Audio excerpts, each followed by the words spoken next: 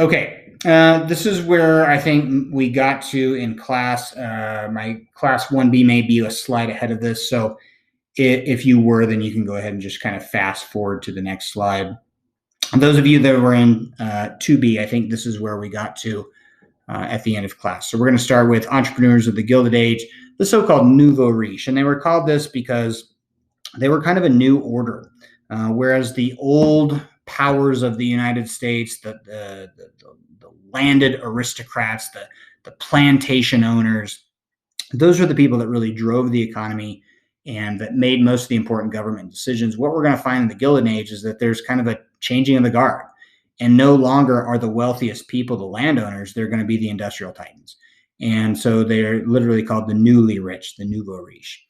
Now, some of these people, lived pretty modestly for the amount of money that they had, but many of these people, and an example that comes to mind is like the Vanderbilts. Some of these people lived very ostentatiously. They spent their money very lavishly on, ridiculous things. They display their wealth pretty visually, and a lot of people didn't like that because a lot of people were living in, dire situations, relative poverty. And then you have these few fat cats at the top that have all this money. And so that's kind of the origination of the term nouveau riche. And I believe you have a key term card on that. I'm going to take some time to go over it. Okay. So who are some of these entrepreneurs of the Gilded Age? I don't want you to get them confused with inventors. And so, we had inventors like Alexander Graham Bell, Thomas Edison, people like that. But these people, they didn't invent technologies, okay? Their genius was business organization. Their genius was that they invented business structures that allowed them to create monopolies. That's what these people were good at. They were good at making money, okay? I want to be clear here. Don't get these people confused with inventors. Andrew Carnegie did not invent steel. But he figured out a way to, financially and efficiently, effectively produce steel. And he made money off of producing steel. Same thing with John Rockefeller here that you have on the screen. He didn't invent the drilling for oil. The drilling for oil had been going on long before, he created Standard Oil.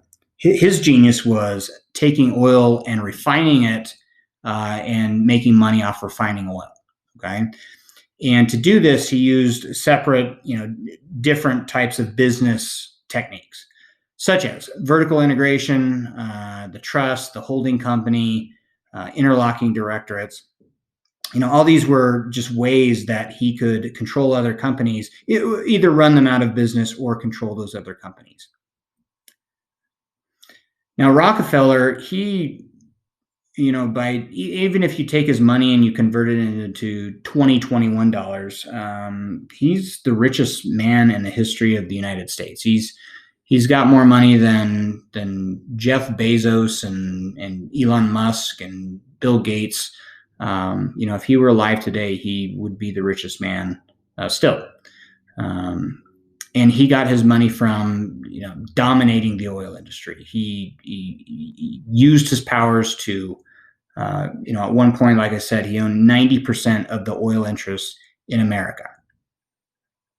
And I like this picture too, because you can show it here. You can see it here where he has Congress, Congress in the palm of his hand. Okay, Andrew Carnegie. Andrew Carnegie is kind of the reason why the Pittsburgh Steelers are called the Pittsburgh Steelers. He is the guy that really spearheads steel production in the what we now call the Rust Belt. So he wasn't the only one. There were a lot of other people that produced steel. You see steel cities pop up in Pennsylvania, Buffalo, Cleveland, Detroit, Chicago, but the epicenter of steel production was Pittsburgh. And that's where Andrew Carnegie had the majority of his operations. Now, I'm going to talk about the gospel of wealth a little bit later, but he is responsible for kind of this idea that, the wealthy capitalists had a responsibility, a duty to do something good with their money. So we'll talk about that later. And then there's Andrew Carnegie. Okay, J.P. Morgan, he was what's called an investment banker. And what this meant is that he had He grew up pretty wealthy, and his dad was actually, associated with this huge bank in London. And J.P. Morgan, really, what he did was he was one of the kind of the first people that they would buy up stocks and companies until they basically controlled that company, and they were the majority stockholder. And then they would take that company and they would do whatever they needed to do to increase the value of it, and then they would sell it off. So the idea of kind of buying a company cheap and then selling it for more than they bought it. That's really what he did. And like he at one point buys out, and I would probably make sure you write this down. He actually bought out Andrew Carnegie's steel interests, and he created the first billion-dollar company in America called United States Steel. And it's not that he was a steel guy. I mean, he owned railroads, he owned steel, he owned some oil interests. But really, I don't want you to kind of pigeonhole him into any one industry. I want you to think of him as a guy that invested, and he took the money that he had and he invested it in companies. And then the idea was to buy low and sell high. And that's what he did. And you might know his bank that still exists today, J.P. Morgan Chase Bank. Okay, railroad tycoons, Leland Stanford out in the west, Cornelius Vanderbilt in the east. There's Cornelius Vanderbilt. And then I thought that I put this one on here because I thought this is kind of applicable to today. Today we look at a company like Amazon, and how you can basically just get on a website and order whatever you want, and then it shows up at your door. Well, back in the 1800s and early 1900s, we had a precursor to that called a mail order catalog business, in which, and really, you have to understand the importance of the railroads, because what would happen is these companies like Montgomery Ward and J.C. Penney and Sears and Roebuck, they would put out a catalog, and they were just a mail order catalog where you would go through their catalog. You would buy whatever you needed, and maybe you needed a vacuum cleaner, or maybe you needed a sewing machine or a typewriter, or these new inventions of the industrial age, and you would pay for them, or you would get them on credit. And then the railroad would send them out to you. They would ship them out to you. And these were kind of like I said, the precursors of Amazon. Now we just have a little Amazon vehicle come and drop us off a box on our front porch. But this is kind of similar, where these goods would be, sent by railroad, and the railroad allowed this to happen. And think about this: if you're a farmer out in the West, now you can get these manufactured goods from the East. This allows business to proliferate. If you're a farmer in the West, you don't produce any of these manufactured goods. So this allows you to get the goods that you need. And if you are a manufacturer, the railroad has really increased your market size. Now you can sell to all these people west of the Mississippi and make more money. And so really, it's kind of good for everyone in a sense. And that's what the government wanted. They wanted much like a Henry Clay system, where we're no longer relying on Europe for what we need. We kind of produce everything that we need ourselves, at least so to speak. Okay, so if we kind of look at a big picture of kind of the good and the bad of the Gilded Age in terms of business, there is some social mobility that happened. You could find examples. So John Rockefeller, Andrew Carnegie, these people started out pretty poor, and by the time of their death, they ended fabulously wealthy. So this era really adds to that myth of rags to riches, of social mobility in the United States. Okay, during this time, there's obviously a tremendous expansion of the economy, new industries that virtually start out of nothing. The railroad industry didn't start out of nothing, but it really expanded during this time. Steel goes from a very small industry to a gigantic industry. The electricity industry booms during this time. So you've got lots of different industries that proliferate as a result of new technological innovations, favorable government policies, high tariffs, federally funded internal improvements. They all benefit business, and it leads to the expansion of the economy. And this does, at least to some degree, trickle down to the lower classes. There is a rise in the standard of living. You could argue that our poor lived better than the rest of the world's poor did. Our poor by the 1900s had roofs over their heads. They had running water for the most part. They had bathrooms within their own apartments. They didn't have dirt floors. These are things that you couldn't say in a lot of the rest of the world. And so even our poor, lived better than the other world's poor. Now, that being said, if you compare it to today, many of the people that were factory workers, that were wage earners, they didn't get paid very much for their labor. You're talking about a couple bucks a week. What we kind of think of as Chinese factory labor today or 10 years ago, this is where we were at. A lot of these people scraped by. They weren't subsistence livers, but they weren't far from it either. The factory owners had a lot of advantages. They set it up to be, a system in their favor. And a lot of these people lived in pretty bad conditions. They worked in pretty bad conditions until we get more victories by unions and by workers. You're talking about many people worked 70, 80-hour work weeks. They worked 7 days a week sometimes. If they honored the Sunday, then they worked 6 days. But they typically work 10, 12, 14-hour days. And so, and the government consistently throughout the Gilded Age, they backed the owners and they backed the factory owners, and labor was kind of left out on their own. Okay, during this time, there's a lot of discrimination against immigrant groups. We should kind of get used to this theme in American history. At this time out west, it was mostly the Chinese. Back east, it's going to be the Irish. As that immigration pattern shifts to Southern and Eastern Europe, then you're going to get discrimination against Eastern European groups. You're going to get Italians, discrimination against the Poles, Russians and Czechs. And so this is the old stock Americans. They don't like these people coming in because a lot of times they spoke a different language. They were oftentimes Catholic instead of Protestant. And more than anything, they didn't like them because either A, they took their jobs, or B, they drove wages down. These people were oftentimes willing to work for cheaper wages than old stock Americans. They were coming from an impoverished situation in Europe where any kind of a wage represented a step up in life. And that to old stock Americans, they didn't like this. And we'll see this kind of culminate in things like the Chinese Exclusion Act of 1882. Okay, so we can, justly say that also that there's a lot of political corruption during this time. Government, they wanted business to expand. This is what they believed was good for the entire country as a whole. And they gave business owners a lot of latitude to do whatever they felt like they needed to do to create jobs, to create inventions, do whatever.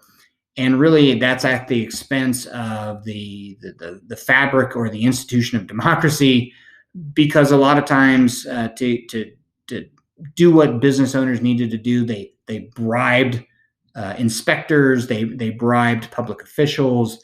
They bribed Congress to make laws that were beneficial to them. They bribed judges. And so this is a tremendous era of political corruption.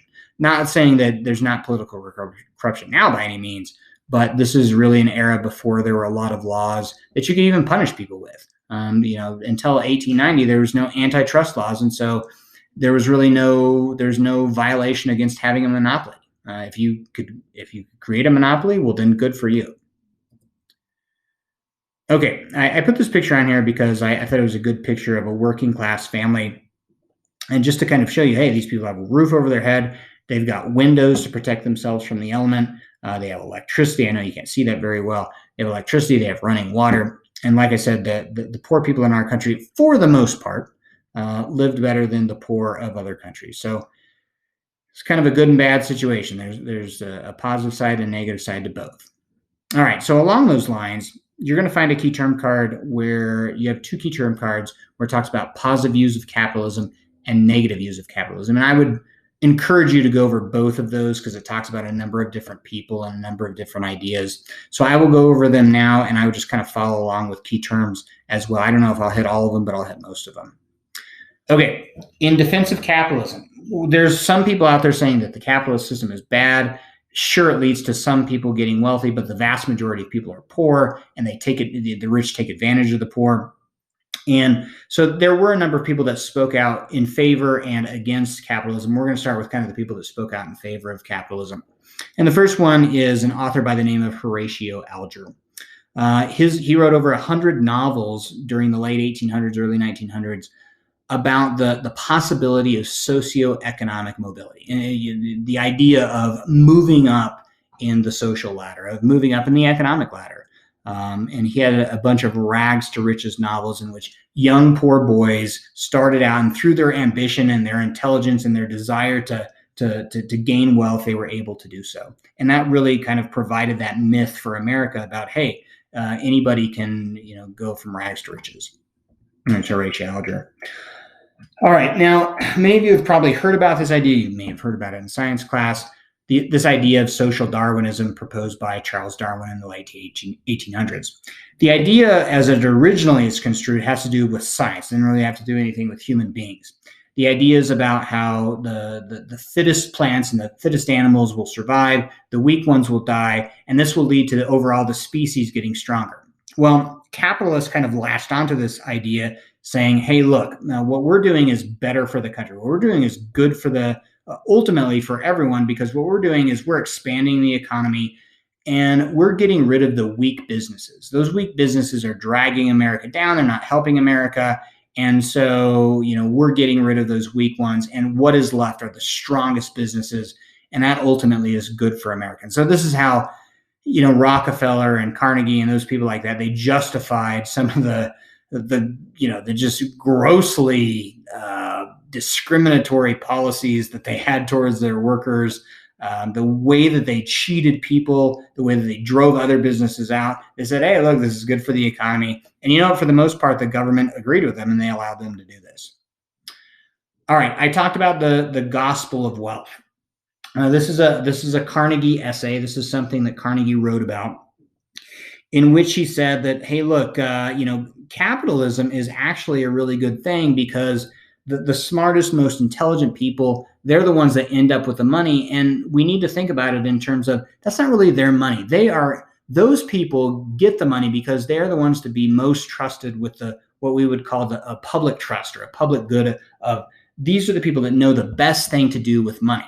And so if you take Carnegie, and Rockefeller did this as well, but Carnegie really made a point to not hand out money, but to put money into a certain situation where people could then help themselves. If you've ever heard of the saying, give a man a fish and he eats for a day, teach a man a fish and he eats for a lifetime. This is Carnegie's gospel of wealth idea, is that he was trusted to put money in things like universities, right? Or libraries, where people could go and they could get themselves educated. They could bring themselves up. They could lift themselves up by their bootstraps, as Booker T. Washington would say, and make something better of themselves, instead of just giving a handout like some sort of social welfare program.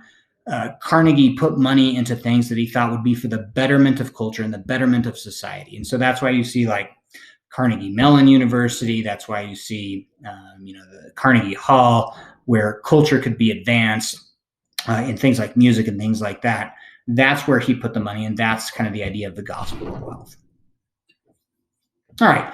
There was another famous kind of lecturer. I mean, he did write a book called Acres of Diamonds, but really the Acres of Diamonds was more of kind of a lecture series in which this guy named Russell Conwell would go around major cities and universities of the East. He would do speeches in public, in which he talked about kind of the main core of his lecture was, my friends, around you in your backyard are acres of diamonds. And he didn't literally mean that if they went into their backyard, they could dig up and find acres of diamonds. What he meant was, hidden within you are talents, and you should tap into those talents. You should find those talents, and those talents will help you to get wealthy. Those talents, if you have enough ambition and if you have enough motivation and direction, that everyone has enough talents that they can make something out of themselves in lives. And that is what the Acres of Diamonds really meant. Okay, so these are the main people that were in defense of capitalism. All right, people that spoke out or wrote against capitalism. One of the most famous authors during this time that spoke against capitalism was this guy named Henry George. And he wrote a book called Progress and Poverty. And in it, his main premise was that capitalism has created this huge chasm between the rich and the poor, and that it's kind of an interesting time where you have these people that are getting fabulously wealthy and they're living better than any human beings have on Earth. But at the same time, within the same city, you have people that are living in dire poverty. And so, while capitalism has brought wealth and it has brought a standard of living, really it's done more harm than it has good. And so, what he proposed, and he actually kind of ran for political office. He ran for mayor of New York and almost won. But his idea was that he was going to create this land tax. And he believed that the wealthy benefited from inflated land values, which they probably did. And that, whatever the inflated value of this land tax was, they would tax those people and then give that money to the poor in some way, shape, or form. All right, Edward Bellamy, he's the next guy we want to take a look at. He wrote a book called Looking Backwards, in which a man in 1887 basically goes into this hypnotic trance. He goes to sleep, and there's, at the time that he goes to sleep, there's social injustice, there's labor injustice, there's economic injustice. And when he wakes up in the year 2000, he finds that basically there's no class structure anymore, that society has evolved to the point that they've gotten rid of rich people and poor people, and then everybody basically lives in this utopian society in which they don't even need government. They don't need government to, the society just kind of functions on its own. And as you can kind of see between Henry George and Edward Bellamy, these are kind of somewhat socialist ideas in which they're kind of complaining about the class structure, the divide between the rich and the poor. And, our third guy really embodies that, and that is Karl Marx. And I don't want you guys to think in any way, shape, or form that Karl Marx is an American. Remember, he's a German, and he really doesn't have a ton of associations with America, other than when European immigrants come to America, they bring Marx's ideas with them. And central to the Communist Manifesto is this revolution of the working class, where they realize that the wealth that is generated in a country has been generated by labor, not by the management or not by the ownership, but by the work that the labor does. And so the working class, the idea in the communist revolution is that they would, join together as a working class. They would overthrow. They would, get rid of classes, and they would basically divide up the wealth evenly. And so, these ideas are going to influence labor unions. They're going to influence anarchists. They're going to influence groups like the Socialist Party. So just know that this is not a new idea. This idea goes back that, capitalism, even though it's the economic system that almost every country uses today, there are some people and there are some ideas that are against it. And here's Marx. Okay. All right. We're going to finish up on this particular video lecture with labor issues. We're going to start in the 1860s and 70s, then we'll kind of move our way through. So let's start with writing down some ideas about why labor has such a problem achieving any kind of victories during the Gilded Age. The first reason is because the government did not back them. Consistently, the government backs the business owners. They know that the business owners are the key to America being successful. Just like Alexander Hamilton envisioned back in his day, the government was very well aware that they needed business to be a successful country. At least that's what they thought. And the courts, the government consistently protected the idea of property and consistently protected the idea of protecting the capital of the business owners. And so the government is, throughout the Gilded Age, almost always on the side of management and ownership, and very rarely do they come in on the side of the workers. And the major examples that I'm going to give you are going to have to do with like strikes, like labor strikes. And so when labor goes on strike, typically speaking, when there's a threat of violence between the ownership group and the labor groups, when militias are called in, when federal troops are called in, they always come in on the side of defense of ownership, and they always are pointing the guns towards labor. Okay, second problem of labor is that there's a wide difference in terms of skilled versus unskilled labor.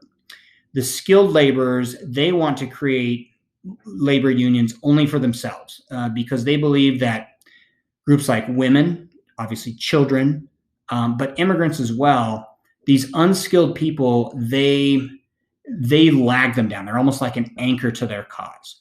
They know that if they have skills, this is what gives them leverage and bargaining power with ownership. And if they include those other people in there, it will kind of water down the negotiating power that they have. And so you see this across labor that the unskilled people, they're kind of left on their own. And because they don't have a lot of education, because they don't have a lot of, negotiating power, because they just don't have any skills, these people kind of get left out. And unfortunately, they make up the bulk of, the working class. Whereas the skilled craftsmen, they do a little bit better during the Gilded Age. And so we'll talk about this with the American Federation of Labor. They don't do great, but they do better than the unskilled people. Okay, next problem for labor is that inevitably there are militant elements that get thrown in and makes the public at large kind of upset with them. I think if you saw what happened at the Capitol building, probably the vast majority of the protesters that were at the Capitol building were doing so rather peacefully and never had any intention of, destroying government property or anything like that. But then you get a small number of radical elements, and that kind of makes the rest of the people look bad. Well, this is what happens to labor during the Gilded Age. For the most part, people were very peaceful. They tried to, reform the system through the proper channels of legislation. They tried to go through negotiation with the ownership. But then there were radicals, and there were people that got, that threw Molotov cocktails and crude pipe bombs and things like that. Enough so that they look like the bad guys. And the middle class, oftentimes, they would support labor, but then some radical elements would kind of take over, and it would make the labor union look bad. Okay, so that's another reason. The next one I want to talk about has to do with the kind of the transience of immigrants and the transience of the lower class. Because you had a lot of people that didn't plan on staying very long in that particular job, or even in the country. A lot of immigrants viewed their stay in America as very short. They would work for a while and then they would go back. As a result, it was very hard to organize these people. A lot of these people spoke different languages. A lot of them harbored resentments back in Europe of each other. And so a lot of these people didn't want to join into a union with one another. The old stock Americans, even if they were factory workers, a lot of times they didn't want to join into a factory with an immigrant that they viewed as driving down their wages or taking their job. And so it's just very difficult for labor to organize. Okay, so there you go. There are labor's enduring problems. Make sure you know them. All right, child labor. So as of 1900, there were about 2 million child laborers. The South had child labor working in cotton mills. The Northeast had children labor working in all sorts of factories. Heck, there were children that worked as coal miners, and this was kind of if you were a poor family, this is kind of a tough time to be a kid. I mean, there were no child labor laws. Really until the 1880s and 1890s, when individual states started requiring minimal ones. But even those, they would make child labor where you couldn't work until you were like 12. But if you're a poor family, you could even get by this. So there was a lot of child labor present. Again, these people drove down wages to a certain degree. They could be exploited pretty well. Obviously, children don't have a huge attention span when it comes to doing factory work. And so work was very dangerous. There was a lot of injuries and even deaths that happened because children just weren't very attentive working with dangerous machinery and things like that. So over time, there are child labor laws made, but I would say during the Gilded Age, this is kind of the prime era where you see child labor. And of course, children have always worked on the farms, but that's not exactly what we're talking about. We're talking about children that work full-time jobs instead of going to something like school. Okay. A major labor issue of the the 1860s and really the 1870s was this group called the Molly Maguires. Now, this was a kind of a group that spills over from Ireland, and really the Molly Maguires are centered in the coal fields of Western Pennsylvania. The Molly Maguires were a violent, radical group, and whenever the mine owners did something that they didn't like, they threatened with violence. And so this is kind of an improved version. Typically, when you see original versions of Molly Maguire messages to the mine owners, you can barely read them because most of these people are pretty largely illiterate. But usually, they had some common themes in them. You'd see skull and crossbones, you see guns, and then you'd always see a coffin. And so whomever the message was sent to, the mine owner, the mine manager, whatever, the message was pretty clear. If you don't get out of here, if you don't leave us alone, this thing is what you're about to end in. You're going to go in this coffin. So it was basically a threat on their life. Mine operators tried to infiltrate the Molly Maguires. They tried to figure out who the leaders were. And by the end of the 1870s, most of the Molly Maguire major leaders, the smart ones, the charismatic ones, the ones that really had organizing power, they had been rounded up. Most of them had been put in prison or killed, executed. And so by the 1880s, really, the Molly Maguires were not really an entity anymore. All right. The first major strike of that we could really call a national strike is the railroad strike of 1877. Now, this comes on the heels a couple years after the panic or the depression of 1873 is set in. By this time, 4 years later, railroad companies are starting to cut employees or to drastically cut their wages. And so railroad employees began at first to peacefully protest, by not using the railroad. But when that wasn't working, they resorted to violence. And this is where they kind of lost public support. Now, this railroad strike went on really across the country. But as soon as it turned violent, where they started burning tracks, they started, looting and rioting things that were being transported on the train. They started knocking over locomotives. I don't really know how they did that, but they did. Once they started destroying railroad property, then the federal government came in. Rutherford B. Hayes sent in federal troops. Militias were called up in many of the states that this happened. And it really ends with the labor losing, the factory owners being backed up by the federal government, and it is a failure in terms of a strike. All right. Now, kind of along these same lines, out in California, during the railroad strike of 1877, there was this kind of separate incident called the Sandlot Incident. I speak about it because as the railway workers were protesting about their wage cuts and things like this during the railroad strike of 1877, one of the groups that they blamed for cutting wages were the Chinese out in California. And during their meeting, there happened to be a couple of Chinese people that walked by, and they attacked them. And then they started going after other Chinese people in San Francisco, and this kind of erupted, to other cities out in the West. Well, it started, in this sandlot in San Francisco where they were just kind of protesting the railroad, and it turned into this discrimination against Chinese people, and this eventually gains national momentum. So much so by 1882, the Chinese are viewed as such a cultural, so different culturally, and because they're driving economics down, they're driving wages down, that our national government, our federal government, passes a law called the Chinese Exclusion Act, which literally barred Chinese people from coming into the country. And that's kind of the epitome of ethnic discrimination during this time. All right, labor issues of the 1880s and 1890s. In Chicago, kind of loosely affiliated with the American Federation of Labor's strike on the McCormick Reaper Harvester Company, erupted into violence when the police came to sort of get rid of the strike that was going on, the protest that was going on in Chicago, and somebody threw a bomb at the police. It ended up with several people being killed This is an event that really makes the public kind of change their attitude towards labor and labor unions. Like I said, the people in Haymarket Square that were in Chicago were basically just protesting wage cuts by the harvester, the McCormick's Harvester Company, and it turned ugly. It turned really bad, and kind of reminiscent of what we saw at the Capitol this week.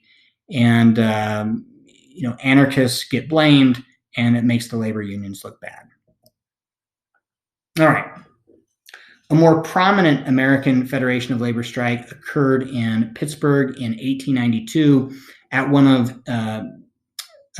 Andrew Carnegie's plants, the Homestead plant, a Homestead steel plant. Now, the situation had been brewing for some time, in which management had basically said to the steel workers, "We're going to cut your wages."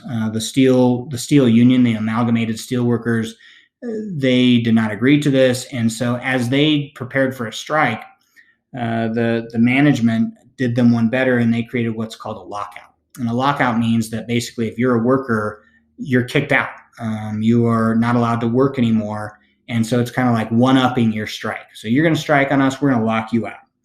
And so what Homestead intended to do was to bring in what are called scabs or strike breakers. And these would be people, because the labor pool is so deep, that they would bring these workers in, and they would even work for lower wages than what the original workers of Homestead were. Well, the Amalgamated Steel Union, they had no intention of allowing this to happen. And so they armed themselves, and they surrounded the Homestead plant. Now, there were a group of what were called Pinkertons. Pinkertons were kind of like I wouldn't call them a mercenary force, but they were kind of like kind of a hired police force. And so Henry Clay Frick, who is the guy that kind of ran the Homestead plant for Carnegie, he hired the Pinkertons to come in with their guns to make sure that the scabs, the strike breakers, could come in and work. Well, before the Pinkertons could even get up the Monongahela River, the original workers, the strikers of the Homestead plant, they opened fire on them. And it took federal troops, it took militia troops. The state militia was brought in, and finally the strike breakers, were allowed to come in. They were protected by armed guard, and this was a defeat for the union. The bottom line here is, if you're probably noticing, do strikes work during the Gilded Age? No. Does labor usually lose? Yes. Does the federal government, do the state governments, do they usually side with the management or the owners? Yes, they do. And this is kind of what happens throughout the Gilded Age. Okay, another example of this is the Pullman strike. You should take some time to read about the Pullman strike. Pullman strike has to do with the railroads. And so, Pullman cars at the time were these kind of like luxury railroad cars. It's where they would have like dining cars or parlor cars. And, the guy Pullman that owned the Pullman company in Chicago, he had this model town, or what he perceived as a model town, where he had these homes that the factory workers would work in, and there was like a general store where they would buy their groceries. But the idea is that he kind of made almost like a feudal society out of this. If you worked in his factory, in the Pullman factory, you had to rent a house from him. And generally speaking, rents were higher in his model town than they were for comparable housing outside of the factory town. You weren't allowed to go buy groceries outside of the factory town. You had to, use the factory money basically that you made to then pay for your groceries. And so really the money was kept in the system. All the money that you made would end up going back to the factory owner anyways. And so you're basically living a subsistence lifestyle. Well, eventually, during the Panic of 1893, Pullman decided to cut wages, and the workers had had enough, and so they went on strike. Again, this is a strike that turns kind of violent. It's a widespread strike, and it only ends because the president of the time, Grover Cleveland, and his attorney general were sympathetic to the railway owners. They cited that by not being able to, move the trains was a violation of federal laws, because now the mail couldn't move, because a lot of times mail trucks were on the same trains that Pullman cars were, and now the mail couldn't move. And so they used a tactic called an injunction. And an injunction is basically a cease and desist order. And so the guy that was running the strike for the Pullman strike, a guy by the name of Eugene V. Debs, who becomes the Socialist Party leader later, he is ordered by the government to stop the strike. That's what an injunction is. And he violates the injunction by keeping the strike going. And so that gave the government the right to put him in jail. Once they put Debs in jail, then the Pullman strike is over. And again, management wins and the strike fails. Okay, influential groups or people of the Gilded Age. The National Labor Union is really the first kind of attempt at a labor union. They really don't negotiate with management. They're really more of these are the things we'd like changed in government. We'd like an 8-hour workday and things like that. They don't involve women. They won't allow minority groups really to join. And it's not a very successful National Labor Union. And really, with the Panic of 1873, that kind of dooms the National Labor Union. So, really just know this is kind of really the first national attempt at a labor union, but it's not very successful. It's not very strong. Okay, then the next labor union of note is called the Knights of Labor.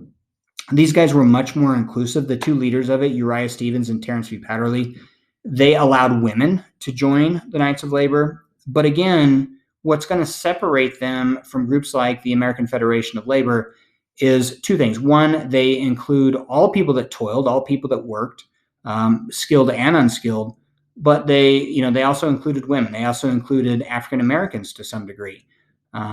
It's just that they sought long-range reforms in the system. Ultimately, their goal was that they wanted to replace the wage system with kind of a communal system where everybody shares in the profits of what products are made. But a not very aggressive group, and because they allowed a lot of unskilled people in there, they didn't have a lot of negotiating power, and a lot of the skilled craftsmen didn't really join the Knights of Labor. The next group I want to talk about is probably one of the most successful labor unions during the Gilded Age, and that was the American Federation of Labor, led by a guy by the name of Samuel Gompers.